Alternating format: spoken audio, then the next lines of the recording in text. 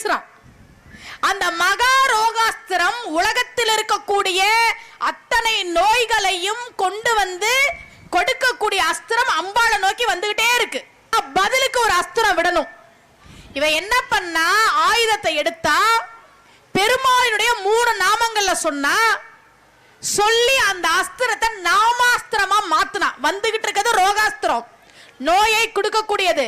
அதை வீழ்த்துறதுக்கு பெருமாளினுடைய 3 நாமங்களை சொல்லி நாமாஸ்திரமாக்கி அந்த நாமாஸ்திரத்தை அம்பாள் வீசினால், பண்டாசுரன் வீசிய ரோகாஸ்திரத்தை அம்பாள் வீசிய நாமாஸ்திரம் வீழ்த்தியது. அந்த நாமங்கள் என்னென்ன தெரியுமா? அச்சுதன், அனந்தன், கோவிந்தன்.